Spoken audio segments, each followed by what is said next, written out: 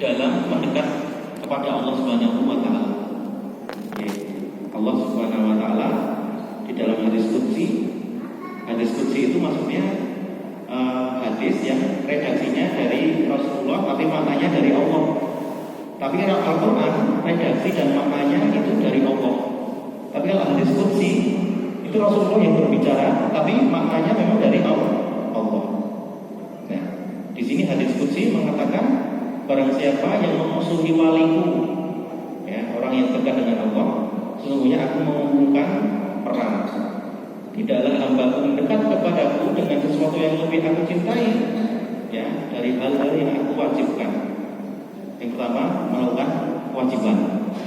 Kalau sudah melakukan kewajiban, ya, hamba-Ku tidak henti-hentinya mendekat kepadaku dengan ibadah an-nawafil, dengan ibadah sunnah Allah. Setelah mendekat kepada Allah dengan yang wajib, kemudian mendekat kepada Allah dengan yang sunnah. Wah, ini sudah oke banget.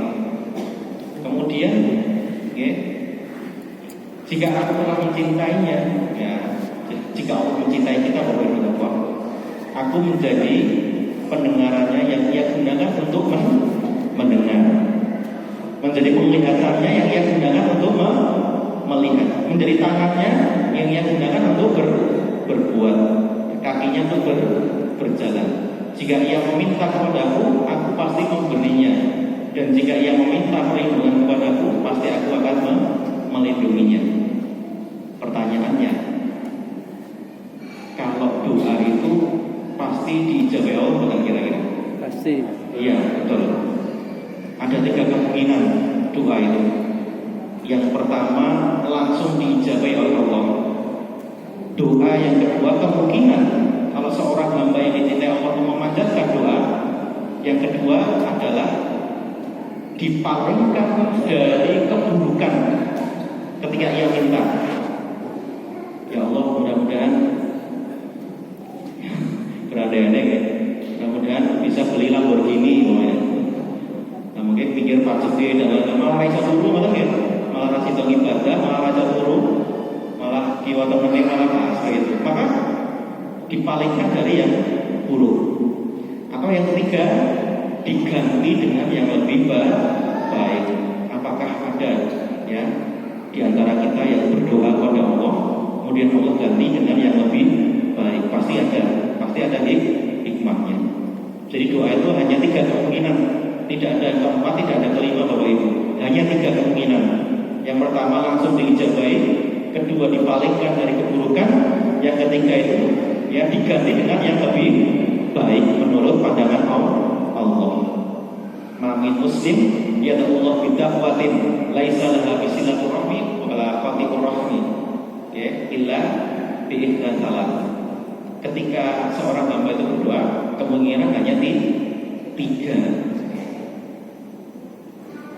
Nah, di sini dikatakan wali. Maksudnya apa, Bapak Ibu Allah? Maksudnya apa ini? Wali itu sebenarnya artinya banyak. Wali itu bisa dekat. Orang yang dekat dengan Allah berarti wali Allah. Nek wali murid, orang yang dekat dengan murid ini. Wali juga artinya bisa kadang diartikan pemimpin. Ya, kemudian juga banyak wali ini artinya banyak sebenarnya. Tapi kalau di konteks ini itu artinya orang yang dekat dengan Allah. Bisa nabi, bisa rasul, bisa orang soleh. Kemudian hadis tersebut mengatakan, ya, bin nawafil. Nawafil itu jamak dari nafilah. Nafilah itu ibadah sunnah yang selain wajib.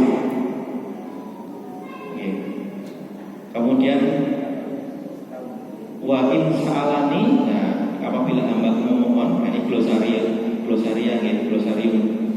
Kemudian maksudnya aku menjadi tangannya, aku menjadi pendengarnya, itu maksudnya gimana nih?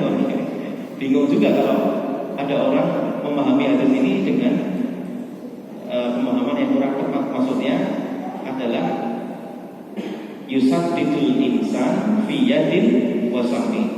Jadi manusia manusia itu dibenarkan dalam melakukan amalan-amalan sehingga nyunapukan penglihatannya itu benar, kemudian pendengarannya benar, kemudian tangannya yang menggunakan itu yang baik.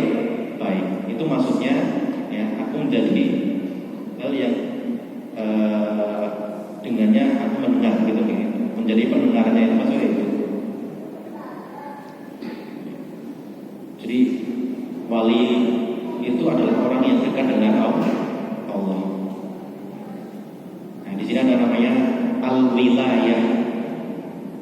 Wilayah ada dua, wilayatul ammah dan wilayatul khosoh.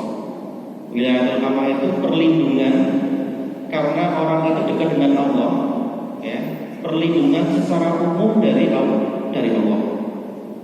Orang-orang yang Islam iman mendekatkan diri pada Allah sehingga memperoleh perlindungan dari Allah Subhanahu wa taala. Ada 5 tingkatan.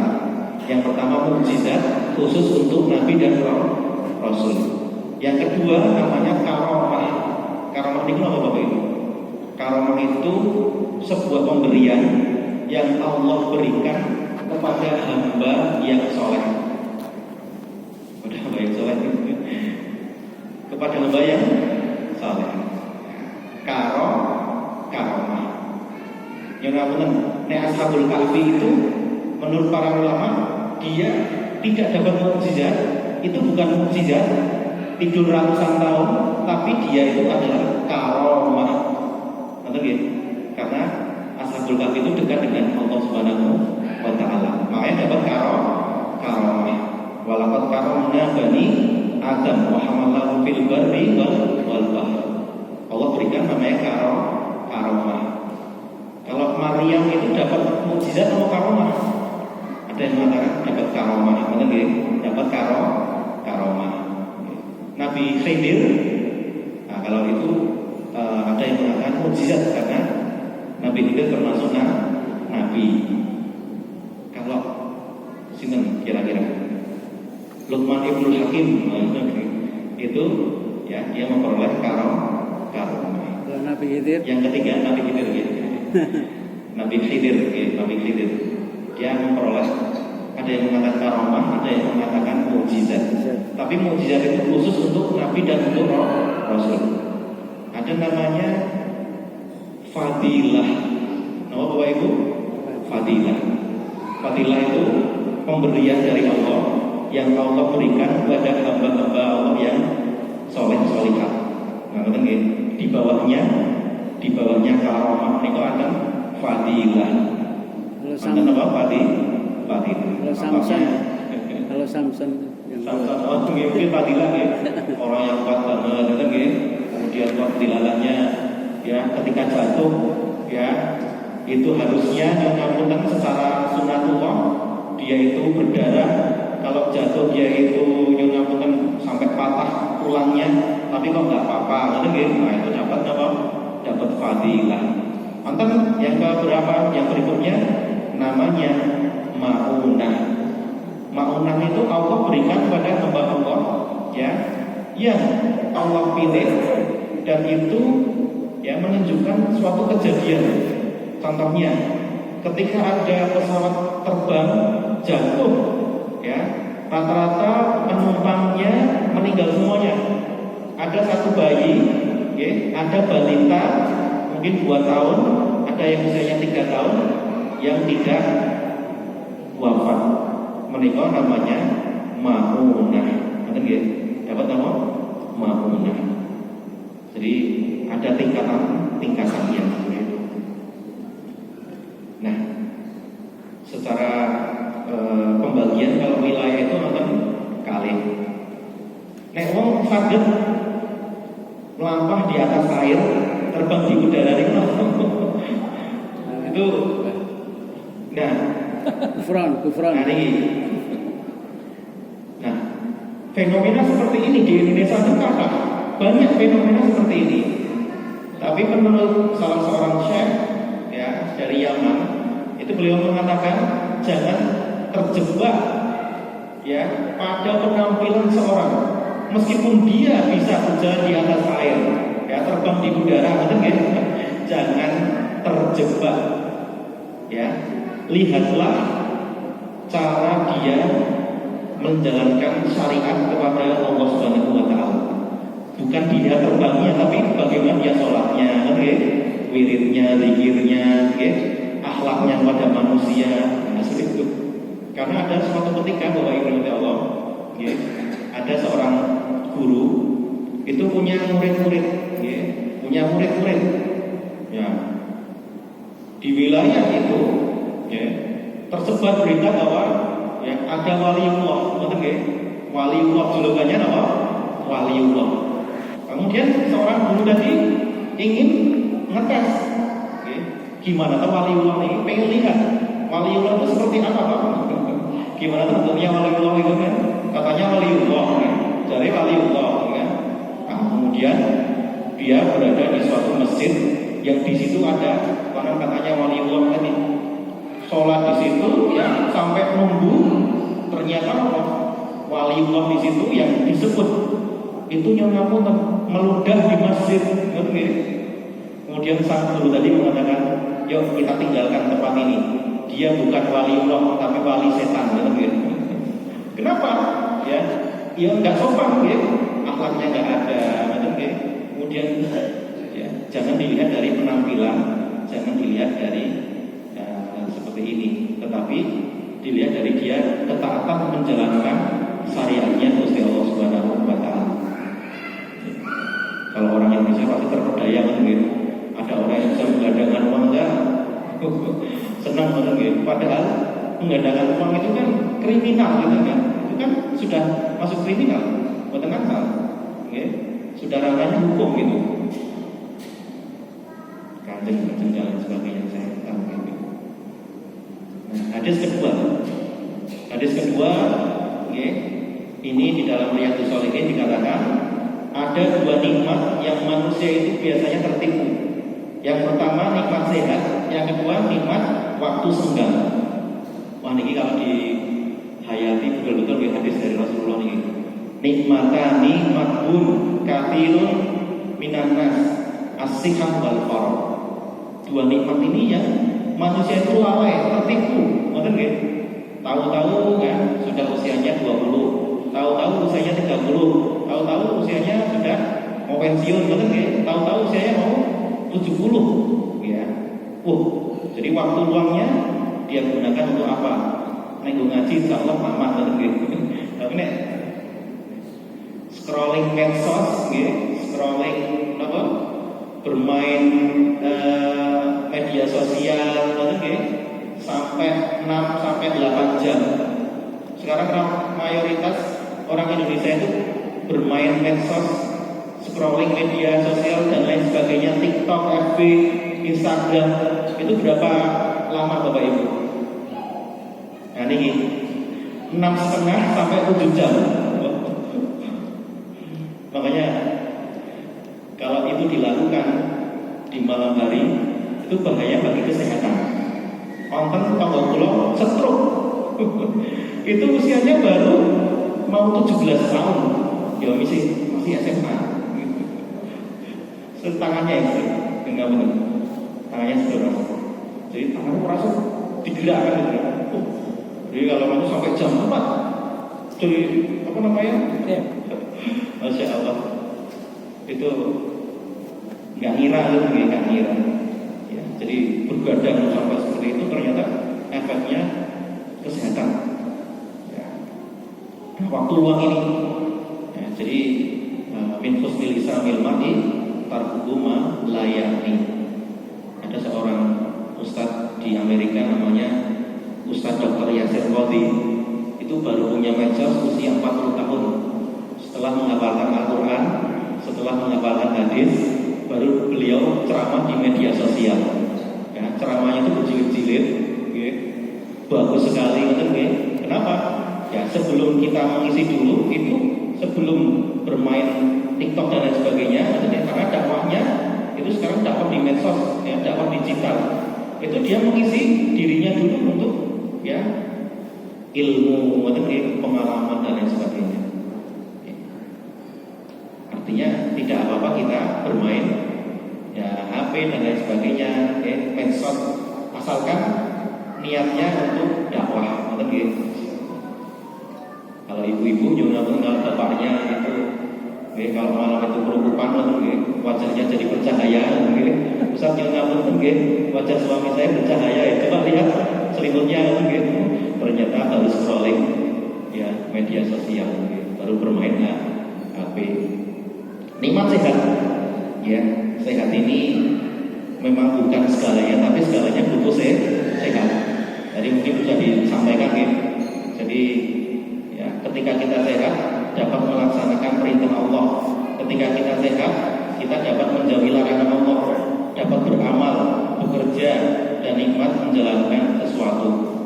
Ini Rasulullah mengatakan dua nikmat ini yang ya, manusia itu sering lalai, waktu luang waktu ini nek slow banget, ampun kalau tidak bisa baca Quran, itu ya zikir.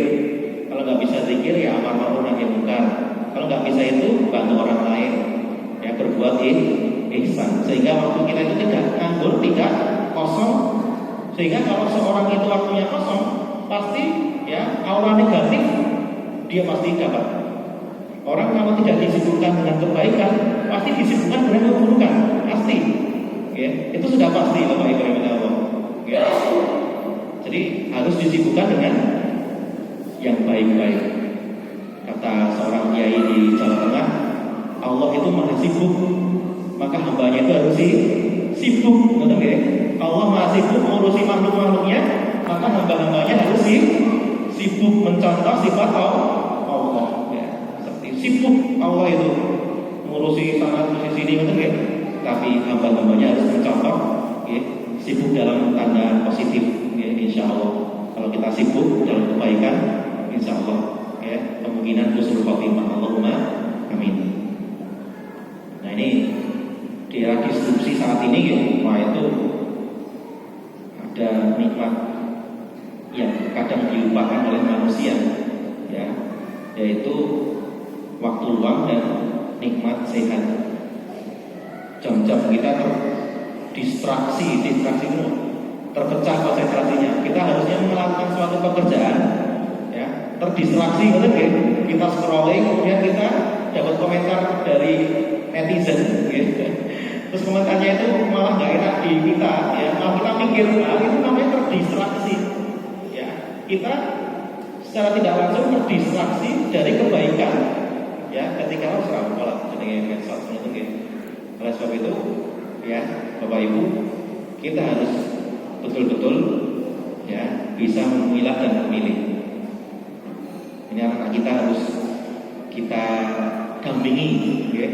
Memang ini tidak bisa dicegah, ya. Ini tidak bisa ini keniscayaan seperti ini, tapi paling tidak ya dibatasi waktu, ya.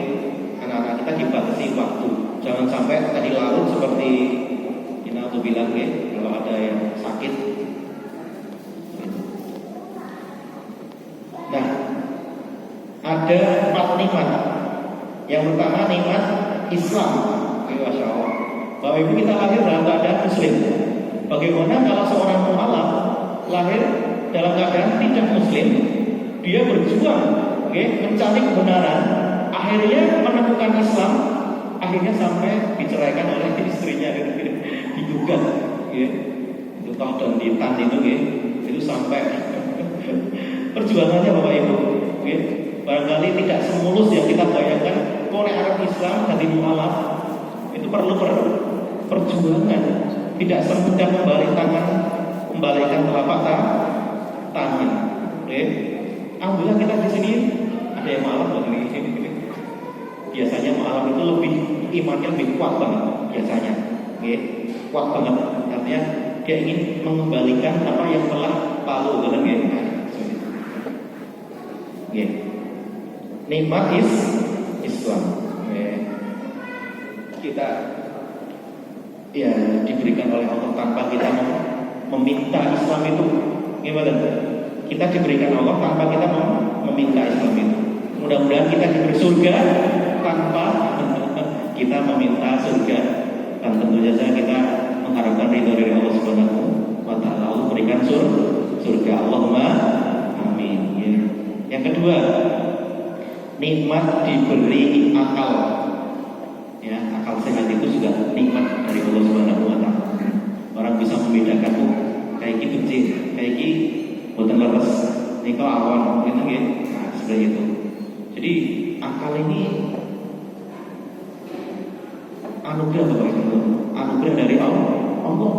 Ya, kalau orang punya akal sehat, wah itu harus bersyukur, ya. Karena tidak semua orang diberikan akal sehat. Nah, ketika stres buntu, ya, pengennya bunuh diri terus, sudah gitu. Ini celaka, ya. Cilaka kalau mau bunuh diri. Maka akalnya di sini ya kita diberikan akal takkilun, ya, apa tatadakarun, ya. Apakah kalian tidak berakal padahal sudah diberi akal? Yang ketiga, nikmat terbesar adalah nikmatul amni, nikmat keamanan di sebuah negeri. Ini harus kita terima bahwa itu Allah. Ini kenikmatan yang begitu dahsyat. Berapa banyak orang, saya tidak berbicara Palestina nih Bapak Ibu, saya tidak berbicara Gaza, di negara sebelahnya lawan, ya, perbatasan Yaman Saudi, nah, itu roket setiap saat muncul, kan, ya, roketnya Houthi atau roketnya Undi, kan, ya, itu. Jadi kalau di Indonesia ini, alhamdulillah, ya, Darul Ahdi wa Syahadah, negeri yang penuh dengan aman, sentosa, ya, dan yang Jogja, ya, paling musuhnya yang ya Brite, kan, ya. Teman saya itu, saya kok dengar berita kok kalau malam itu saya takut ya, takut, musuhnya kritik ya kan Jogja, nah itu. Tapi sekarang alhamdulillah patroli sudah semakin banyak. Jadi kalau ada bapak polisi itu saya senang banget kalau habis pengajian malam, ya, pulang jam 11, pulang jam setengah 12 itu Bapak Ibu, wah itu sangat senang sekali kalau nonton mobil polisi itu saya sangat senang sekali. Paling tidak nyicil aman gitu, nyicil ayam. Okay. Saya punya teman itu sekolah di Libya. Okay. Ketika Arab Spring, beliau tinggal 1 semester. Ya, 1 semester sudah dapat gelar LC kan gitu. Panggilannya harus dievakuasi Bapak Ibu. Akhirnya sekolahnya pindah double degree dan Indonesia. Akhirnya yang sana kampusnya puput semuanya kan gitu. Di Libya ketika ada Arab Spring, Rabiul Arab. Ya, padahal tinggal 1 semester itu beliau lulus, tapi qadarullah, ya, keamanannya tidak terjamin ketika itu. Pasukan anti Gaddafi sudah menyerang Benghazi, sudah sampai daerah Benghazi ketika itu, Masya Allah. Wah itu luar biasa ya. Jadi nikmat keamanan di sebuah negeri itu harus kita syukuri. Pertanyaan saya, Indonesia itu termasuk negeri yang aman? Kenapa bukan aman? Ya aman, termasuknya aman. Ibu-ibu nyungapunten badhe teng masjid, nggih, pulang dari masjid itu aman insyaallah. Nggih, tidak seperti di suatu tempat. Saya tidak berbicara Palestina ya, Palestina nggih, usaha gitu. Saya berbicara di tempat lain. Kalau habis dari masjid itu harus dikawal orang nggih, Masya Allah. Oleh sebab itu, nggih, Nabi mengatakan ya, sholatnya perempuan itu di rumah. Karena Madinah ketika itu gelap dan keamanan itu belum terjamin ketika itu. Ya, makanya perempuan itu sholatnya di rumah. Tapi nekon aman, perempuan itu silahkan sholatnya di masjid, ya, sama keluarganya, gitu. Sholatnya teng beliau, sing kakung atau sing putri nih. Kalau yang kakung waduh nih, berarti laki-laki soleh ya? Di masjid berarti. Ya bapak-bapak di rumah itu nih masjid. Laki-laki kalau bisa ya sholatnya di masjid, ajak keluarga, gitu. Rasulullah mengatakan, la tamna'u ima Allah al masajida. Janganlah kalian melarang wanita-wanita, ya, perempuan-perempuan untuk sholat di masjid. Oleh sebab itu di Madinah, Bapak Ibu, ada namanya pintu apa di Masjid Nabawi?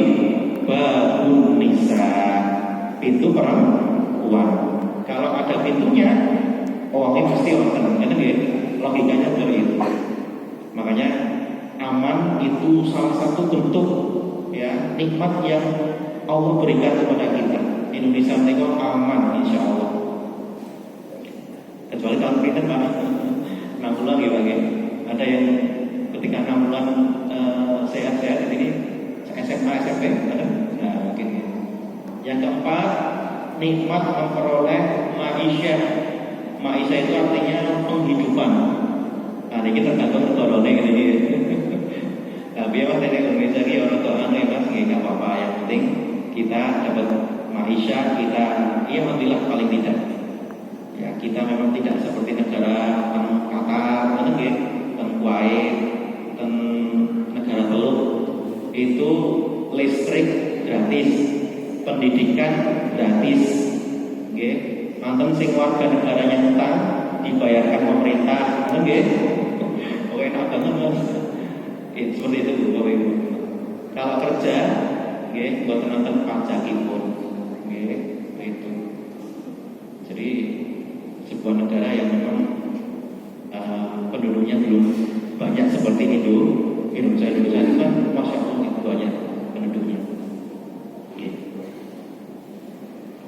Berikutnya hadis ketiga, Rasulullah mujahadah. Rasulullah mereka bersungguh-sungguh ya dalam beribadah.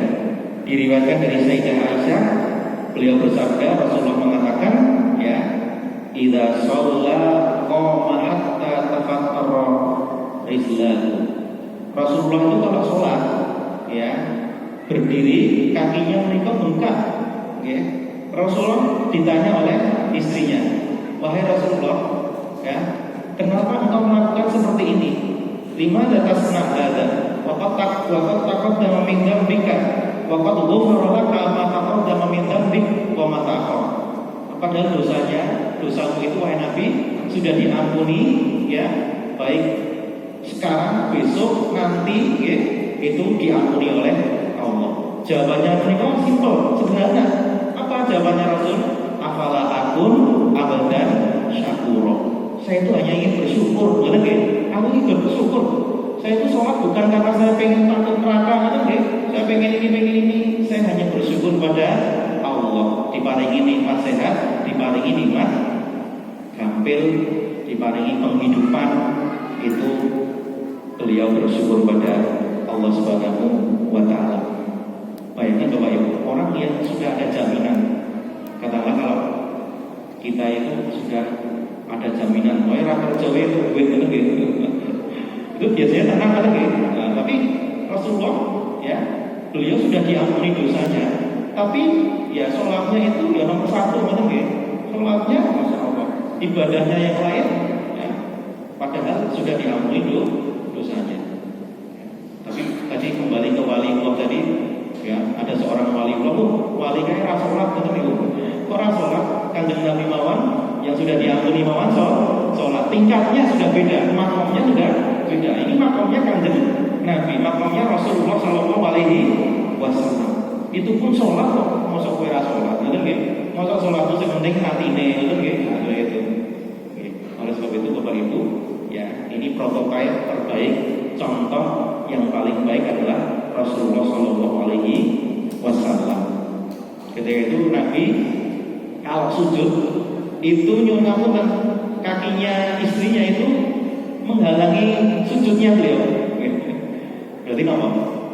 Rumahnya Nabi menikah sempit, ya. RSSSS mungkin, ya. Rumah sangat sederhana sekali. Sehingga sujud mawon susah, luar biasa.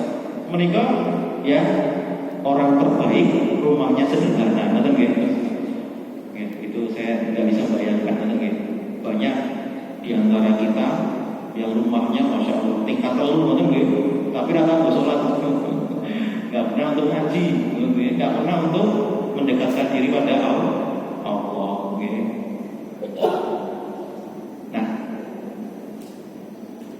Bapak Ibu yang dirahmati Allah, maka Rasulullah mengatakan ya, afala akunu abdan syakura. Saya itu beribadah melakukan seperti ini karena saya bersyukur pada Allah. Apakah ya seharusnya, bukankah seharusnya menjadi hamba yang bersyukur? Jadi tingkatan tertinggi benar ya. Jadi melakukan suatu ibadah bukan karena takut, bukan karena takut neraka, mengharapkan apa, tapi bersyukur kepada Allah. Qalilan ma tashkurun. Di dalam Al-Quran dikatakan sangat sedikit hamba-hambaku yang bersyukur. Ketika membaca itu Umar bin Khattab mengatakan, ya Allah, Allahumma ja'alni minal qalil. Ya Allah, jadikanlah saya orang-orang yang sedikit ya Allah. Kemudian Umar ditanya, wahai Umar, kenapa engkau ingin dijadikan orang-orang yang sedikit? Nah ini baca ini, qalilan ma tashkurun. Yang sedikit, ya, yang bersyukur itu lebih sedikit, kata ya. Yang lebih banyak itu kufur nikmat. Makanya saya pengen jadi orang yang sedikit, kata ya. Yang sedikit ini yang bersyukur. Nah, ini bersyukur atas anugerah Allah Subhanahu wa taala. A'dadtu, Allah berfirman, saya siapkan li ibadiyas sholihin, hamba-hambaku yang soleh, mala ainun ra'at, yang mata tidak pernah melihat, wala udhun sami'at, telinga tidak pernah mendengar, wala khatara ala qalbi bashar, tidak terpintas dalam hati manusia. Yang namanya Bapak Ibu kalau mimpi itu mimpi di suatu tempat, gimana? Tempat itu dilihat dalam mimpi mana?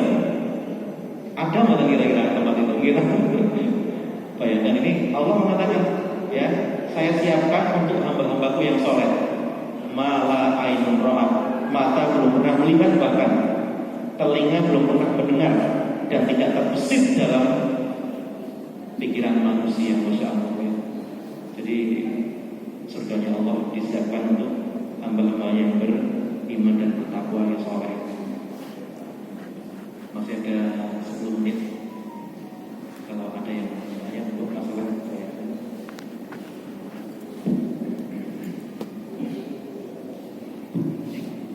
Monggo Bapak Ibu, apabila ada yang ditanyakan pada Ustaz dari bapak-bapak atau dari ibu-ibu.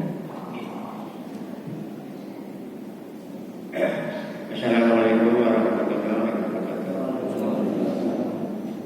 Bagaimana kalau kita membayangkan surga, pipanya emas, apa-apanya, semuanya lantainya itu boleh apa tuh khayalan bagaimana?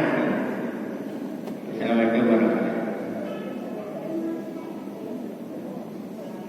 Ya, maksudnya Pak, jadi bayangkan surga memang terlalu indah banget ya. Al-Quran mengatakan surga itu ya, disiapkan oleh Allah untuk hamba-hambanya yang beriman. Isinya apa? Isinya kalau yang kafir bidadari, kalau yang putri bidadara, bidadara gitu.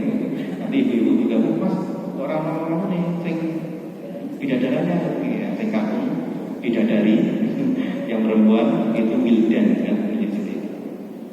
Bidadari itu Pak, itu kalau meludah itu air laut yang asin itu jadi manis Pak. Itu seperti itu. Jadi kalau nyonya di dalam hati mana gitu? Itu kalau dia itu meludah, ya, dari suatu danau, suatu laut itu, lautnya jadi manis. Itu bidadari surga.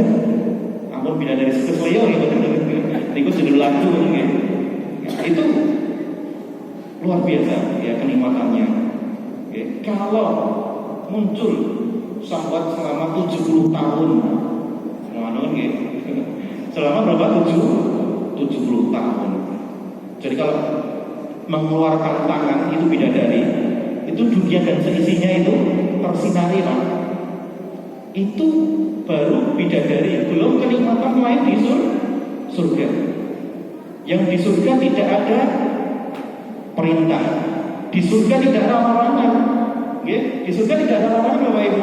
Atau minum khamr, arak yang paling, wine yang paling mahal sekalipun, yusqauna min rahiqin mahtum.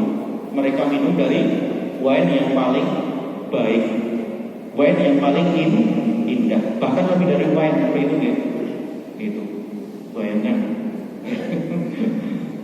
Ya, jadi itu ya. Jadi surga itu hak prerogatif Allah Subhanahu wa taala. Kita harap-harap cemas, kita harap-harap menunggu mereka boleh. Karena yang penting dalam kehidupan ini kita berusaha untuk mencari ridhonya Allah Subhanahu wa taala. Allahumma amin. Kalau bayangkan boleh, tapi bayang kita itu lebih mungkin kurang, ya lebih dahsyat nanti yang ada di surga nanti ya. Allahumma amin. Mudah-mudahan Bapak Ibu di sini menjadi ahli surga semuanya.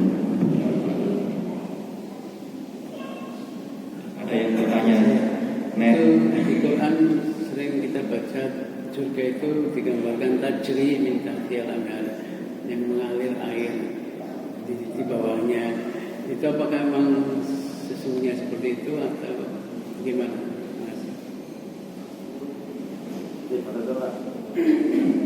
Tajri min tahtiha al-anhar. Di ayat lain tajri tahtaha al-anhar. Jadi ketika Al-Quran turun, itu gambarannya adalah sungai yang sangat indah. Karena di Arab tidak ada sungai, Pak. Jadi supaya apa? Supaya ada ada tubing di sini supaya orang terbayang-bayang keindahannya dan lain sebagainya.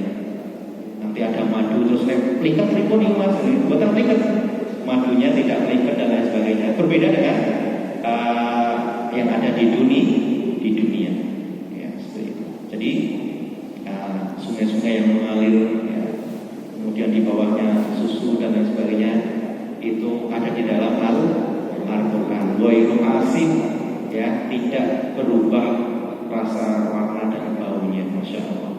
Mereka Al-Quran mendikau seperti itu. Kita sebagai orang yang beriman, tugas kita hanya mengimani mawon sambil harap-harap cemas ya. Allahumma amin. Mudah-mudahan gitu.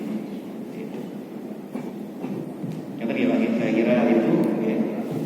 Kalau jannah sendiri secara bahasa tahu Bapak Ibu, jannah itu taman yang indah banget, yang orang itu tidak bisa melihat dari luar kecuali sudah masuk di dalamnya.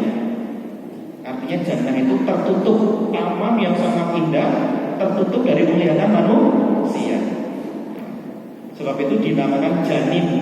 Janin itu tidak bisa dilihat dari kasat mata, ya? Karena dia tertutup. Orang yang gila itu namanya majnun, akalnya tertutup, betul ya? Jin itu tidak bisa dilihat alias tertutup dari penglihatan. Makanya sesuatu yang tertutup dan itu yang sangat indah, aman, dinamakan jannah. Betul gini? Jannah. Ada pertanyaan lagi mas? Jannahnya Nabi Adam dan Hawa dengan jannah seorang mukmin besok pripun? Nah, itu jannah yang berbeda loh. Di dalam tafsir At-Tabari disebut bahwa jannahnya Nabi Adam dan Hawa menikah jannah VVIP, ya. Sedangkan jannah yang dihuni oleh orang beriman dan bertakwa besok namanya Jannatul Khuld. Betul ya? Kenapa? Di jannahnya Nabi Adam dan Hawa itu masih ada larangan. Larangan apa? Mendekati buah. Dan di jannahnya Nabi Adam dan Hawa mereka masih setan iblis masih bisa masuk. Padahal setan dan iblis mereka tempatnya bukan di surga. Kemudian apa? Di surganya Nabi Adam dan Hawa orang bisa keluar. Sedangkan besok di surga yang asli orang tidak akan keluar. Nek keluar dari neraka bisa, keluar dari surga betul sangat. Karena sampun betah-betah, benar nggih? Nggih ya. Assalamualaikum warahmatullahi wabarakatuh. Mau tanya Ustaz, kalau kita berdoa setelah berdoa kebaikan semuanya, tapi belum terkabulkan, apakah mungkin nanti akhirat dikabulkan? Insya Allah Allah akan berikan doa itu nanti. Ini loh doa yang kamu panjatkan, ya. Kamu diberikan saat itu Allah ingin mengurangi dosa-dosa.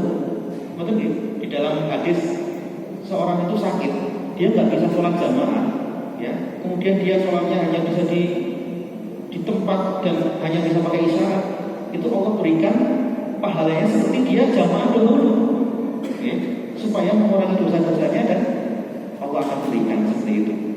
Kalau orang itu diberikan sakit itu dalam hadis Nabi itu adalah penggugur, salah satu penggugur dari dosa-dosanya. Jadi itu nih, bukan berarti orang yang sehat terus, aku terus dosaku ora diampuni ngono ya, tidak seperti itu. Artinya salah satu untuk penggugur dosa itu diberikan sakit. Bukankah orang kalau sakit itu ya Allah biar sehat ngono nggih, ya jangan biar sehat ngono nggih, pasti saya jamaah rajin, pasti ngaji ngeten ngono nggih, mesti aku bermanfaat uripe ngono nggih. Jadi kata Ibnu Qayyim ada namanya halul yaqdah. Halul yaqdah itu keadaan di mana orang itu sadar. Nggih. Sadarnya kadang-kadang orang itu ketika sakit, Pak. Nggih benar. Kadang sadarnya ketika sakit. Nah, ketika sehat orang sadar-sadar ustadznya sudah ceramah berbuih-buih gitu nggih. Orang tuanya sudah ngajari berkali-kali gitu, dia orang sadar-sadar. Tapi sadarnya ketika sakit, merenung dia halul yaqdah, ya Allah. Allah berikan sakit, alhamdulillah gitu. Allah berikan insya Allah di surga.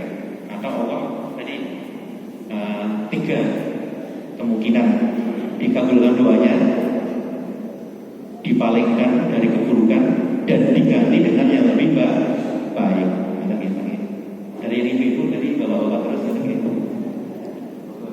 Dari ibu-ibu, apakah ada yang ingin bertanya?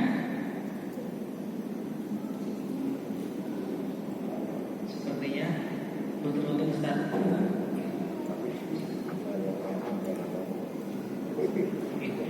Alhamdulillah, kami berikan jazakallahu khairan kepada Ustaz Riyad Thani yang telah menyampaikan tausiahnya pada sore hari ini. Semoga apa yang disampaikan oleh beliau dapat bermanfaat untuk kita semuanya. Ibu bapak jamaah rahimakumullah, alhamdulillah kajian pada sore hari ini sudah cukup. Sebentar lagi akan masuk waktu maghrib. Marilah kita syukuri dan kita tutup kajian pada sore hari ini dengan bacaan hamdalah bersama-sama. Alhamdulillahirabbil alamin. Kami persilahkan kepada Bapak Ibu sekalian untuk dapat menuju ke tempat berbuka puasa. Apabila saya ada memandu acara banyak kekurangan mohon dimaafkan. Nasrul minallahi wa fadlun wa basyiril mu'minin. Wassalamualaikum warahmatullahi wabarakatuh.